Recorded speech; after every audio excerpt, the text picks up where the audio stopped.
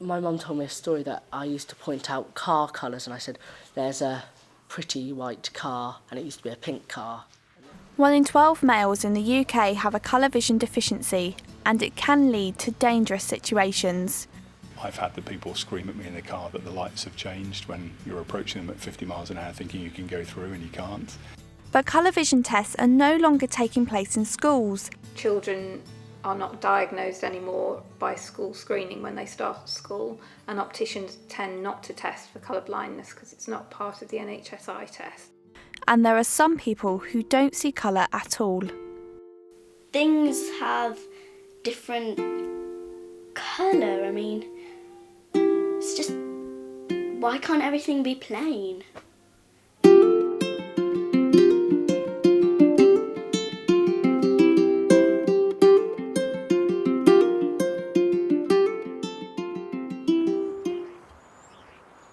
It's spring, and the world is bursting into colour.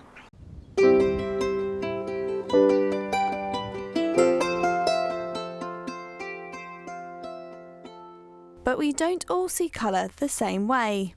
There are lots of things that I see that are standard equipment and things that you come across every day, where red is for off and green is for on, and I can't tell whether it's on or off. So the skybox at home has got a green and a red light. I've got no idea whether it's on or off. I switch it off when it should be on and vice versa. We've got a business now where the level of the battery is indicated by a flashing LED, and it flashes green if it's okay, and it flashes red if it needs charging. I've got no idea. It just flashes to me. So there are some quite severe problems. Ross Campbell is in Year 9 and is also colourblind. Our lockers used to have a red and green bulb, and that was really difficult for me to see, to differentiate between the two different colours when you unlock them. But now they have a blue and a red colour, which makes it a lot easier to use. They weren't aware when they put the lockers in that there was colours that couldn't be seen by people who are colourblind, but when I raised it, they were very quick to change it. And there's new lockers that they're putting in that have a key and a code facility. Ross is red blind, while Nigel is green blind. Green blindness can also be called due to anopia, which affects 1 in 100 men, but only 1 in 10,000 women. It's a version of a colour vision deficiency or colour blindness. More males are colourblind than females because it's caused by a recessive gene which is passed on the X chromosome, and females have 2 X chromosomes while males only have 1. So from a scene in which there's many complex objects, the eye receives information in terms of the spectral content of light, in both light intensity, spectral composition of light, and it's the retinal photoreceptors, which are some cells we have at the back of the eye, which receive this information. The retina is here in the eye and is made up of layers of cells, including these 2 photoreceptors.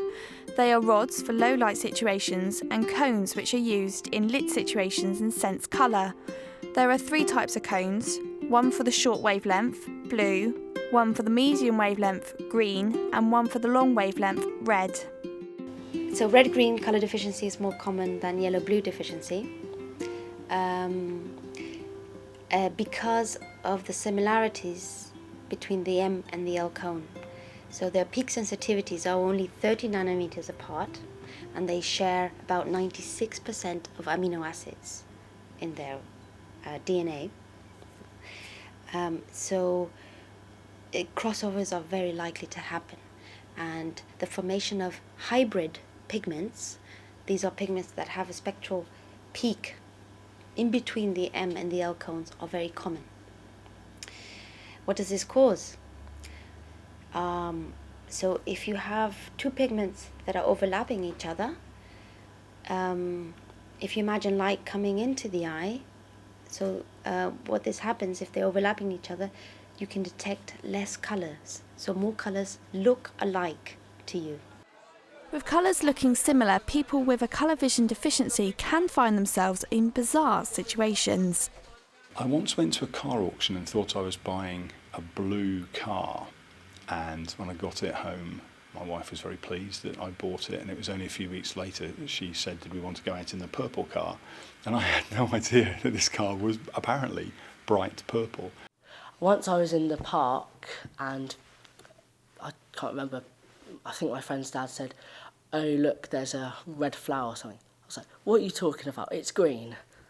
Yeah, and that little things like that. Even though colour blindness or a colour vision deficiency isn't counted as a disability, some people do find their work at school is affected. I do remember getting into trouble when I was doing things like electronics in school, when we used to have resistors with colour bands on them to tell you what strength the resistor was. And I would wire the wrong resistor into the circuit and blow things up because I didn't know that I put the wrong one in. I think the school have been really good in how they've helped me. In Year 7 I had a problem with my maths, which is how we do online homework. And there was difficulty with the colours. So I spoke to my maths teacher and she actually wrote off to my maths and she had all the colours changed, which obviously helped me. Oh, hi Brad, it's Kathryn. From her home, Kathryn Albany-Ward is running colourblind awareness. She set it up to give information out about colourblindness and is also talking to businesses to tell them if they are creating work which is unsuitable for a person with a colour vision deficiency. Well, it all started when my son changed schools and he couldn't see the difference between two sides of his new school rugby top for games, and he was very upset about it. When I looked into it, it became clear that he was colourblind, and the school didn't really seem to know anything about colourblindness. So I did some research to find out what I could tell them to help my son, and in the process discovered that most teachers don't know anything about colourblindness, and not only that, most of the population knew nothing about colourblindness. I couldn't find any decent websites to give me any information, and so I thought, right, well, I'm going to do it then. I will put the information out there and I'm going to fight for these children who are struggling at school because they can't see all the work they need to be able to access.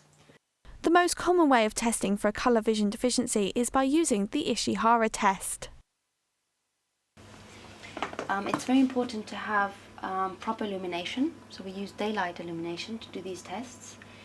And in this test, subjects have to read the number they can see on each plate. Now, this test is very good to detect whether someone is colour defective or not.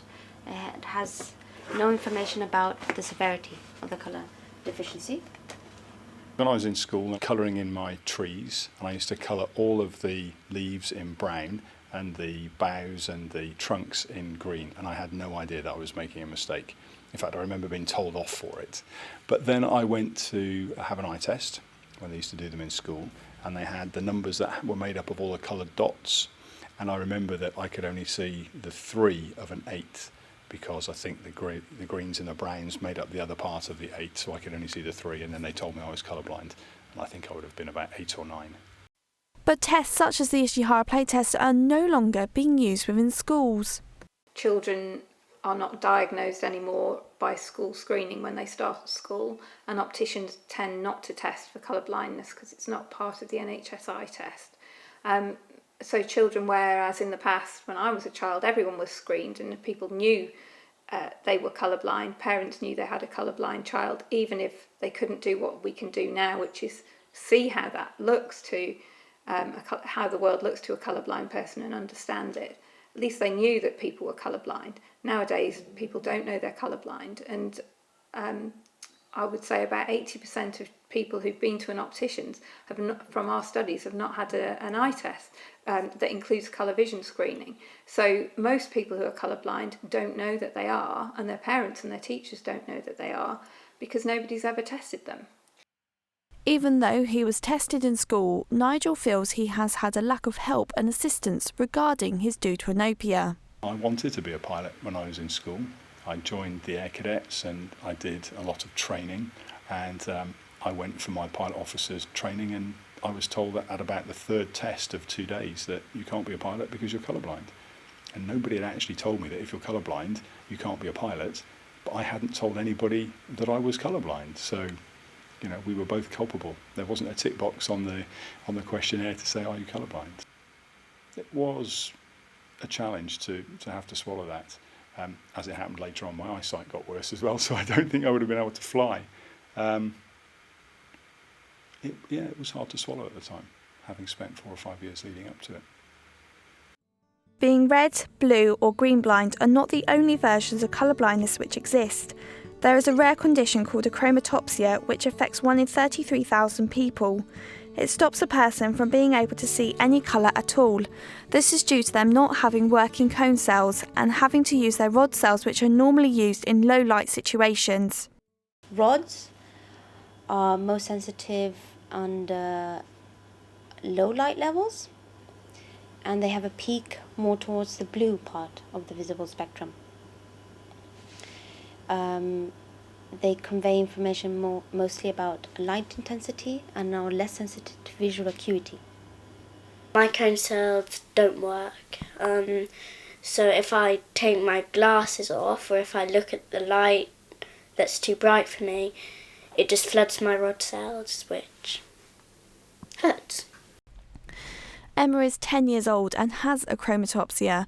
She has to wear glasses to shield her eyes from light, but they can lead to her having some unwanted attention. In shops where you, on the checkout counters, I don't know what it is, but, oh, is it a sunny day today? Or things like that, you know, there's always the comments. I think that's why Emma doesn't really like to go to supermarkets and things like that. It's because we always get some comments there. I mean, when she was little, we've had some people in the queue making comments about, well, if your child didn't wear those dark glasses, maybe she could see better, you know. It's on page 78. Because of Emma's condition, her family have had to make a number of changes and learnt what activities Emma finds difficult. It also brought into question if they should extend their family.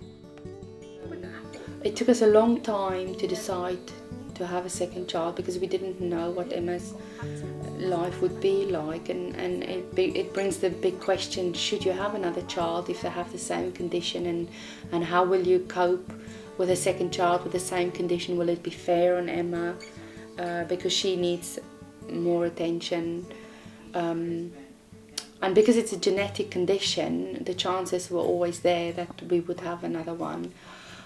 But we decided in the end that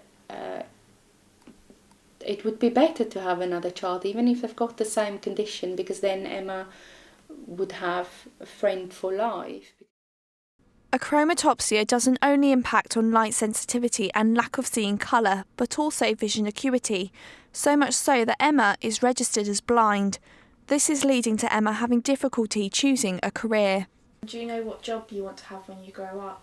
No, because other children have all the jobs laid out for them, but I just, I'm limited because being a doctor, being a cook, chef, a vet, it's actually going to be quite hard for me because I can't see colours. But technology, which many of us use for leisure, is making an important difference to people who are colourblind. Since the Kindle's come out, she absolutely adores reading, which is great because up to then she always had to read in large books, which makes it difficult because you can't go to the library and just get books for her. They had to be specially enlarged. So with a Kindle, at least I can buy her some books that's more age appropriate and choose anything she really wants to. Greek mythology. And it's costing me a fortune because she's really tearing through the books at the moment. And it's nice because she wants to read, and the Kindle is brilliant because it doesn't have a glare, where the things like the iPad and other readers, they have too much glare, so she can't really read with that too long. So, do you know, there's a lot of hope going on that technology is catering more and more for the visually impaired, which is really good. So it just simulates the colours so that I can make them stand out more. So if you take the normal colourblind test, which is here, I can't see any of these colours. But if once you put the app over it, I can read the number 6 and the number 26, which makes it a lot easier. Colour blindness encompasses a whole range of conditions, from seeing a colour slightly differently to someone who can't see a colour at all. Even though there is a lack of understanding, this is being challenged by people such as Kathryn campaigning for people to understand the conditions. And technology is starting to help people with colour blindness to do normal everyday activities which the rest of us take for granted. Ross, Nigel and especially Emma will never see colour the same as many others do, but to them, their worlds are still colourful.